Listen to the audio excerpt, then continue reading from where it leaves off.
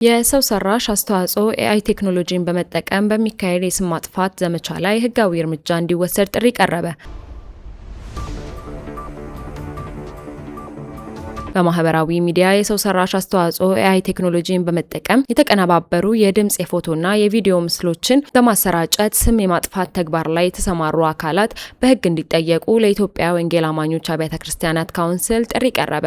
ጥሪውን ያቀረቡት የኢትዮጵያ አንድነት በክርስቶስ ወንጌል አማኞች አብያተ ክርስቲያናት ህብረትና ረሆቦት አብያተ ክርስቲያናት ህብረት ሲሆኑ ለካውንስሉ በጻፉት ይፋዊ ደብዳቤ በኤአይ ቴክኖሎጂ የተሰሩ ሐሰተኛ ምስሎችና ድምጾች የካውንስሉን መሪዎች ስም ከማግደፍ አልፎ የተቋሙን አቋምና አንድነት አደጋ ላይ ጥለዋል ብለዋል። ድርጊቱ በጥናትና በተደራጀ ሁኔታ በረጅም ጊዜ ልምድ ባላቸው አካላት የሚመራ በመሆኑ በቸልታ ሊታለፍ እንደማይገባ ገልጸው ካውንስሉ የተሰራጩ መረጃዎችን አደራጅቶ በጥፋተኞቹ ላይ ያለ አንዳች ማመቻመች ፈጣን ህጋዊ እርምጃ እንዲወስድና የተቋሙን ህጋዊ መብት እንዲያስከብርም ጠይቀዋል። ካውንስሉ በበኩሉ በማህበራዊ ሚዲያ እየተዘዋወሩ ያሉ እንደዚህ ያሉ ይዘቶችን ህዝበ ክርስቲያኑ እንደ ትክክለኛ መረጃ እንዳይቀበሉ እንዳያሰራጩና ሌሎች እንዳያጋሩ በአጽንኦት አሳስበዋል። ክለውም ማንኛውም ከካውንስሉ ጋር የተያያዘ መረጃ ከካውንስሉ ኦፊሻላዊ የመረጃ ምንጮች የሚረጋገጥ ሲሆን በተደጋጋሚ የቤተ ክርስቲያን መሪዎችን፣ የእምነት ተቋማትንና የካውንስሉን አመራሮች በሐሰተኛ ወይም በተቀናጀ